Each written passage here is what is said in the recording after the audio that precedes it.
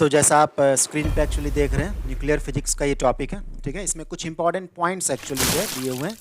ये जानकारियाँ नॉर्मली आपको न्यूक्लियर फिजिक्स में रहना चाहिए सब कुछ पॉइंट्स का। तो बीच बीच में हम कुछ इंपॉर्टेंट पॉइंट्स जो है लिख दिया करेंगे, ताकि आपको एक बार आपको नहीं लगे कि ऐसा ऐसा पॉइंट्स को दिमाग पर रखना है। हालांकि ये इंटरेस्टिंग पॉइंट्स रहा करते हैं, लेकिन फिर भी हम जो टुकड़ों टुकड़ों में जो है बीच बीच में जो है कुछ इंपॉर्टेंट पॉइंट्स को दिया करेंगे, ठीक है। और बाइंडिंग एनर्जी क्या होता है इसके बारे में हम लोग डिस्कस करेंगे, ठीक है। और क्यू वैल्यू जो होता है न्यूक्लियर रिएक्शंस का, ये क्या होता है इसके बारे में डिस्कस करेंगे। उसके बाद फिर जो है बाइंडिंग एनर्जी का एक्सप्रेशन एक्चुअली जो इसको डिस्कस किया जाएगा, ठीक है। और क्यू वैल्यू का जो एक्सप्रेशन रहा करता है उसको डिस्कस किया जाएगा, ठीक है। तो इंपॉर्टेंट पॉइंट्स जो रहा करते हैं वो आपको कई जगह काम देंगे कि आप कई सारे ऑब्जेक्टिव वगैरह करिएगा, उसमें आपको काम दे सकते हैं। कोई कंपटीशन में अच्छा कंपटीशन में, ठीक है, अच्छे कंपटीशन में आप कोई भी बैठते हैं, ठीक है, उसमें आपको काम दिया करेगा। इंपॉर्टेंट पॉइंट्स जो रहते हैं न्यूक्लियर फिजिक्स बोले ना कि काफ़ी इंपॉर्टेंट टॉपिक रहा करता है कुछ कॉम्पिटिशन्स में एक्चुअली, ठीक है। कुछ कॉम्पिटिशन में बहुत ज़्यादा इंपॉर्टेंट रहता है और कुछ में नॉर्मल रूप से रहता है, मतलब नॉर्मल टाइप से क्वेश्चन पूछता है, ठीक है। इसमें बहुत सारे पॉइंट्स जानकारी रिलेटेड रहा करता है, ठीक है। तो वो आपको जानकारी रहना चाहिए होता है, ठीक है। तो हम टुकड़ों टुकड़ों में सारा जानकारी जो है देंगे, ठीक है। तो हम लोग आगे बढ़ते हैं, ठीक, आगे बढ़ा जाए ना, ठीक है। तो देखिए इसमें जो है कुछ इंपॉर्टेंट पॉइंट्स जो हम आपको दिए हैं न्यूक्लियस से रिलेटेड, कि जो रेडियस होता है न्यूक्लियस का, ठीक है, न्यूक्लियस का जो रेडियस होता है, क्योंकि हम लोग न्यूक्लियस को किस तरह से मानते हैं, स्फेरिकल टाइप का माना करते हैं, ठीक है। The radius of the nucleus of an atom depends upon number of nucleons, ठीक है, ए, कैपिटल ए, ठीक है। न्यूक्लियॉन्स मतलब जो पार्टिकल्स रहा करते हैं ना न्यूक्लियस में, उसको हम लोग न्यूक्लियॉन्स के नाम से जाना करते थे। उसको नॉर्मल रूप से आप प्रोटॉन और न्यूट्रॉन समझ सकते हैं, ठीक है। हालांकि जो है न्यूक्लियस के अंदर कई सारे और भी पार्टिकल्स रहा करते हैं, जो कि पार्टिकल फिजिक्स के अंतर्गत पढ़ाई होता है। और आपके यूनिवर्सिटी में जो है पार्टिकल फिजिक्स जो है ज़्यादा नहीं रहता है, मतलब रहता ही नहीं एक तरह से देखा जाए तो, ठीक है। लेकिन कभी ना कभी हम उसको पढ़ाएंगे एक्चुअली। जो बोले ना कि हम जो यूट्यूब पे जो वीडियो डाल रहे हैं एक्चुअली जो है ना, ठीक है, कुछ पर्टिकुलर यूनिवर्सिटी या सिर्फ पर्टिकुलर राज्य को दिमाग पर रख के नहीं किया जा रहा है। आने वाले समय में लोगों को जब भी फिजिक्स का ज़रूरत रहेगा इस चैनल पे जो है नॉर्मली आकर के उसको देख सकते हैं एक्चुअली जो है, ठीक है। तो पार्टिकल फिजिक्स भी आगे डिस्कस करेंगे, अभी तो बहुत सारा चीज़ें जो है इधर ही डिस्कस करना है, कुछ एक्स्ट्रा चीज़ें तो बाद ही में डिस्कस करेंगे ना, ठीक है। लेकिन आप जानिए कि पार्टिकल फिजिक्स एक अपने आप में डिटेल टाइप का फिजिक्स रहता है, ठीक है, जिसमें न्यूक्लियस के अंदर कहीं जो पार्टिकल उसी के बारे में स्टडी रहता है। समझिए न्यूक्लियस के अंदर कितना सिचुएशन जो एक तरह से कॉम्प्लिकेटेड रहता होगा कि उसके लिए अलग से फिजिक्स ही बनाया गया, ठीक है, अलग से सेक्शन ही कर दिया गया, आप ऐसा समझ सकते हैं पार्टिकल फिजिक्स जो एक्चुअली जो है, ठीक है। तो हम लोग अभी नॉर्मल रूप में पढ़ेंगे, बहुत ज़्यादा पार्टिकल फिजिक्स में नहीं एंट्री करेंगे एक्चुअली जो, ठीक है। लेकिन ये जानकारी आपको रखना होता है, क्योंकि अब देर सवेर तो आप आगे सीखिएगा ही एक्चुअली जो, ठीक है।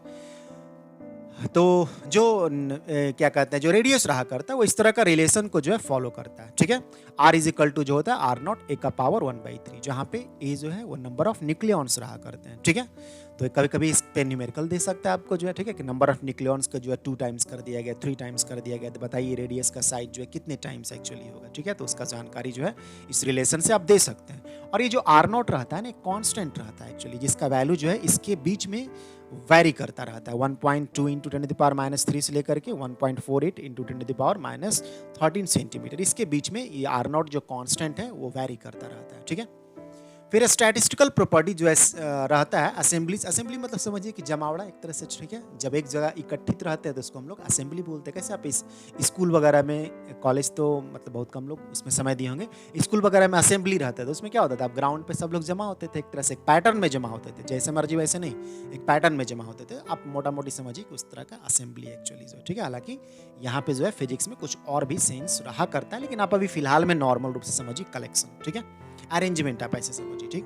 तो दो ये स्टैटिस्टिकल फिजिक्स हम जब पढ़ा रहे होंगे एक्चुअली जो है कुछ बैचेज में पढ़ाया गया होगा, ठीक है। तो इसमें हम आपको बताए होंगे कि स्टैटिस्टिक्स जो होता है क्लासिकल स्टैटिस्टिक्स और क्वांटम स्टैटिस्टिक्स रहा करता है। 2 भाग में ब्रॉडली रूप से कर सकते हैं, थोड़ा और डिस्ट्रीब्यूशन करिएगा तो क्वांटम स्टैटिस्टिक्स को 2 भाग में हम लोग डिस्ट्रीब्यूट करते हैं, जिसमें बोस-आइंस्टीन स्टैटिस्टिक्स और फर्मी-डिराक स्टैटिस्टिक्स, ठीक है। तो जो स्टैटिस्टिकल प्रॉपर्टी जो assembly of electrons, protons, neutrons, photons जो होता है या एटॉमिक न्यूक्लियस का, वो फॉलो करता है क्वांटम स्टैटिस्टिक्स को। क्वांटम स्टैटिस्टिक्स में 2 भाग होते हैं, बोस-आइंस्टीन और फर्मी-डिराक, ठीक है। तो system of particles with antisymmetric wave function such as electrons, protons, neutrons and nuclei जो होते हैं या ऑड मास नंबर जो भी रहा करते हैं वो फॉलो करते हैं कि इसको फर्मी-डिराक स्टैटिस्टिक्स को जो है, ठीक है। वेराज जहाँ पे जो है सिस्टम ऑफ पार्टिकल्स या वैसे system of particles with symmetric wave function, जिसके पास सिमेट्रिक वेव फंक्शन रहा करते हैं वो किस तरह का न्यूक्लियस रहा करते हैं, ठीक है, उसमें ये इवन मास नंबर जो होना चाहिए, तो वैसा जो न्यूक्लियस रहा करता है या पार्टिकल रहा करता है, ठीक है, वो किसको रूल को फॉलो करता है, बोस-आइंस्टीन स्टैटिस्टिक्स को या बी स्टैटिस्टिक्स बोल सकते हैं, ठीक है, समझ में आ रहा है ना एक्चुअली क्या बोला जा रहा है, ठीक है, ये बात थोड़ा बहुत मालूम होगा, हम जानबूझ के यहाँ पे जो है वो सिमेट्रिक और एंटी सिमेट्रिक का जो है सिचुएशंस को दिए हैं। ऐसे नॉर्मली आप जानते ही होंगे स्पिन के आधार पे, सिमेट्रिक आधार पे भी जानकारी रखिए, ठीक है। न्यूक्लियर फोर्सेज जो रहते हैं शॉर्ट रेंज फोर्स रहता है, मतलब काफी क्लोज डिस्टेंस रहेगा ना तभी वो काम करेगा, दूर में काम नहीं करेगा, ठीक है। जैसे कैसे ग्रेविटेशन है तो काफी दूर दूर में काम करा करता है, ठीक है, काफी दूरी रहेगा फिर भी काम करता है। न्यूक्लियर फोर्सेस के साथ ऐसा नहीं है, ठीक है, ये शॉर्ट रेंज काफी करीब रहेगा ना एक्चुअली जो है, ठीक है, तभी ये काम करता है। लेकिन ये बहुत ही स्ट्रॉन्ग फोर्स रहता है, वेरी अट्रैक्टिव इन नेचर रहता है, इतना अट्रैक्टिव रहता है कि समझिए कि जो प्रोटॉन के बीच में जो है एक तरह से इलेक्ट्रोस्टैटिक रिपल्सन जो लग रहा था, वो समझिए कि उसको ये पार कर लेता है। पार कर लेता है मतलब जो है रिपल्सन को भारी नहीं पड़ने देता, इसका अट्रैक्शन इस पे भारी पड़ जाता है, जिसकी वजह से प्रोटॉन वगैरह जो न्यूक्लियस में रहता है। वरना आपको लग सकता है ना कि प्रोटॉन तो जो है वो क्या कहते हैं सेम चार्ज का हो गया एक्चुअली जो है, तो सेम पॉजिटिव चार्ज हो गया तो काफी ज्यादा रिपल्सन करना चाहिए, तो फिर क्यों रहेगा न्यूक्लियस में, तो वो स्ट्रॉन्ग फोर्स या न्यूक्लियर फोर्स की वजह से रहता है, क्योंकि वो इलेक्ट्रोस्टैटिक फोर्स या जो भी फोर्स रहता है उससे काफी ज्यादा स्ट्रॉन्ग नेचर का रहा करता है, ठीक है।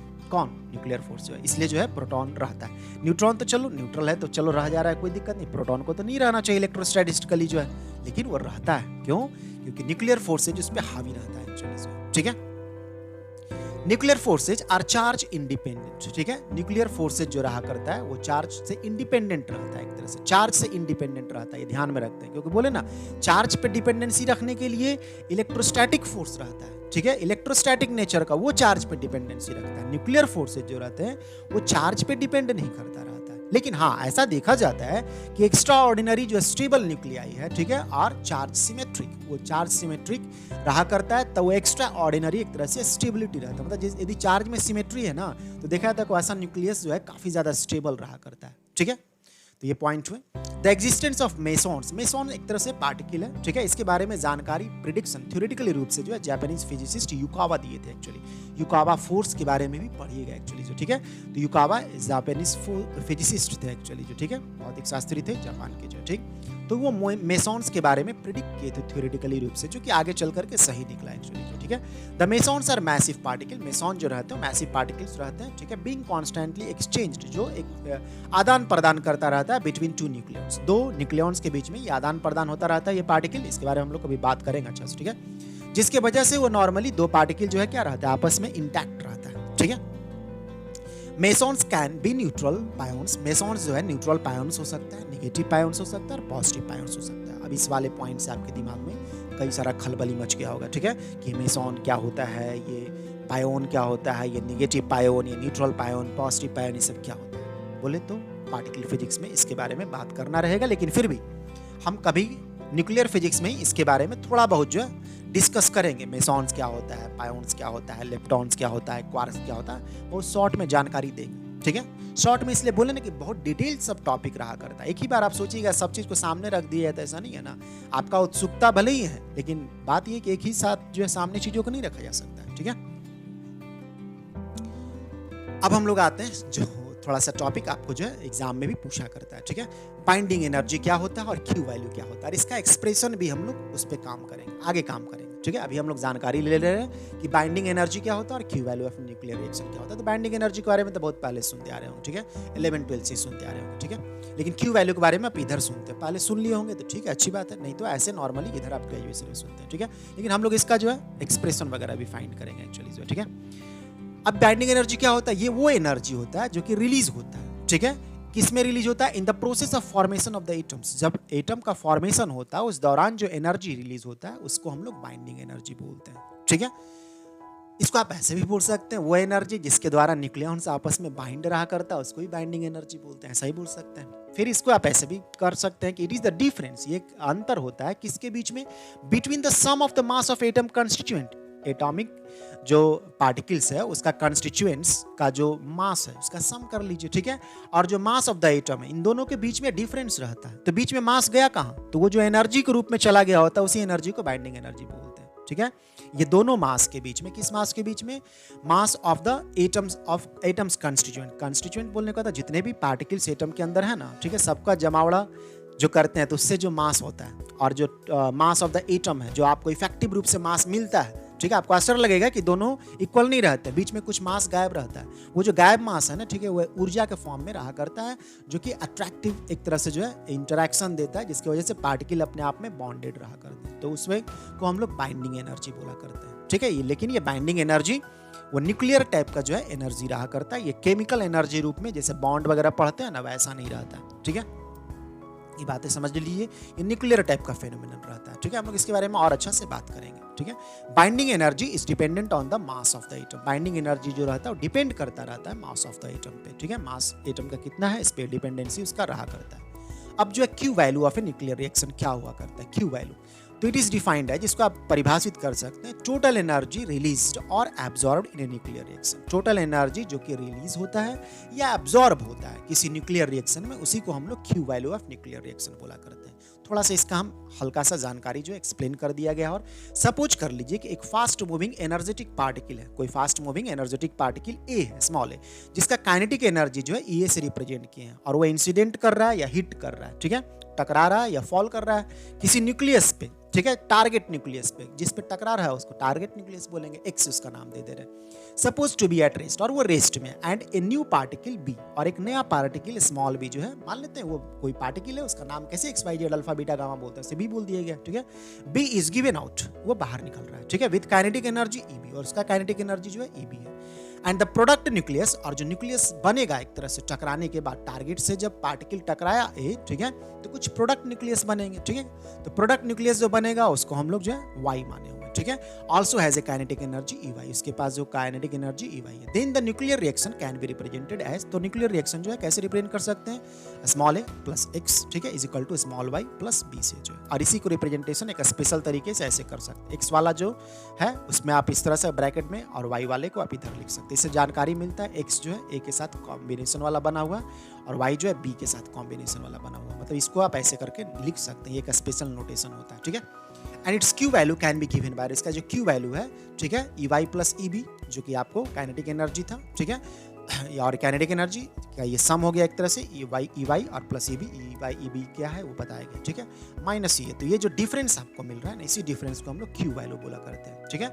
अब according to law of mass energy conservation, mass energy conservation क्यों बोला जा रहा है, क्योंकि न्यूक्लियर फेनोमेनन में जो है मास एनर्जी में एनर्जी मास में कन्वर्ट हो सकता है, इसलिए आपको जो है मास पे सिर्फ ध्यान रखिएगा तब भी गलत निर्णय पे पहुंच जाएगा, सिर्फ एनर्जी पे ध्यान रखिएगा तब भी गलत निर्णय पे, क्योंकि एनर्जी मास में जा सकता है, मास एनर्जी में जा सकता है, इसलिए आपको law of mass energy conservation लगाना पड़ेगा, ठीक है, न्यूक्लियर रिएक्शन में। तो आप उसको इस तरह से करके दे सकते हैं, mx² plus ma² plus ea is equal to my² plus ey plus mbc² plus eb। क्या है सर, ये सब ऐसे पढ़ दिए एक्चुअली जो है, ठीक है।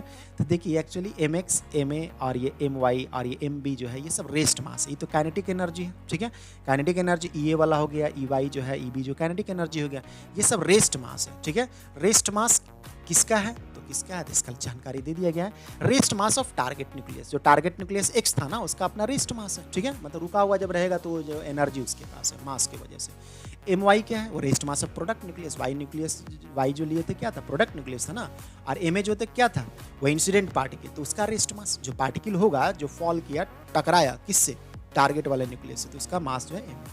और जो पार्टिकल बाहर निकला टकराने के बाद, ठीक है, न्यूक्लियस चेंज हो गया एक्चुअली, जो एक्स से जो है वो किस में कन्वर्ट हो गया, वाई में, तो दूसरे टाइप का न्यूक्लियस में कन्वर्ट हो गया, तो कुछ अलग पार्टिकल उसमें से निकलेगा, तो वो जो पार्टिकल निकला है उसको हम लोग जो है बी हम लोग बोलते हैं, तो उसको उसका जो रेस्ट मास होगा ना, तो उसी को हम लोग rest mass of emitted particle बोला करते हैं, ठीक है। समझ में आ गया क्या बात है, ठीक है, एक बार और सुन लीजिएगा तो समझ में आ जाएगा, ठीक है।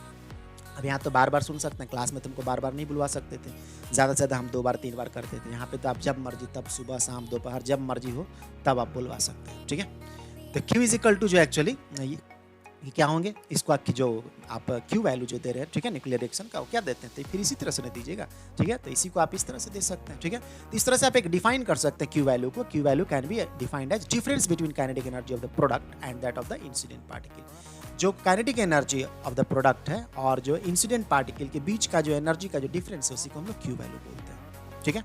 बाकी इस पर हम लोग डेरिवेशन भी करेंगे, ठीक है। इंसिडेंट करें जो आपका बाइंडिंग एनर्जी जो हुआ करता है, और जो Q वैल्यू है इसके पे जो डेरिवेशन रहा करता है, उस पर हम लोग काम करेंगे, ठीक है। तो यहीं पर आने दे रहे हैं। अच्छा से रिवीजन करते रहिए। जो है हम इधर ही कुछ क्वेश्चंस वगैरह जो है गेस कर देंगे। बहुत पहले गेस नहीं करते हैं, वरना लोग का दिमाग जो है पढ़ाई पे नहीं रहा करे, गेस ही क्वेश्चन और सॉल्यूशन पे फिक्स हो जाएगा एक्चुअली जो, ठीक है। गेस हम कर देंगे, अब समय आ गया है गेस करने का जो, क्योंकि अब एग्जाम आपका जो है 1 महीने के आसपास में कभी भी होने का संभावना है। अब चाहे 1.5 महीना में हो, चाहे 2 महीना में हो, चाहे 4 महीना में हो, चाहे 3 महीना में हो, चाहे अगले ही महीना हो जाए, ठीक है। लेकिन अब 1 महीना के अंतराल में होने का संभावना बढ़ गया, ठीक है। तो अब हम गेस कर देंगे। पहले करते आपका दिमाग जो है गेस ही में चला जाता है, ठीक है। पढ़ाई लिखाई नहीं करते, सिर्फ गेस और उसका सॉल्यूशन, गेस और सॉल्यूशन, यही में दिमाग चला जाता है, ठीक है। तो इतना दिन तक आप तो कम से कम पढ़े। अब आपको मालूम रहना चाहिए कि थोड़ा डिटेल में भी पढ़ना जरूरी रहता है। बाकी गेस क्वेश्चन करेंगे तो गेस पे आपका दिमाग जाएगा, ठीक है। तो उसका भी हम सॉल्यूशन जो है एक तरह से कर देंगे, ठीक है। कुछ सॉल्यूशन कर देंगे, कुछ जो है किया हुआ ऑलरेडी क्वेश्चन है उस पर हम रेफर कर देंगे कि इस क्वेश्चन में से निकाल लीजिए उसका आंसर जो है, ठीक है। तो यहीं पर आने दे रहे हैं, ऑल द बेस्ट, ठीक है। तो आज संडे है, तो संडे को जो है एक्चुअली कुछ बातें करा करते हैं, तो देखेंगे एक्चुअली जो है इसके बाद थोड़ा सा मूड सही रहेगा, हल्का सा जो है रिलैक्स रहेंगे, तो कुछ बात करेंगे ऐसे जो है, ठीक है।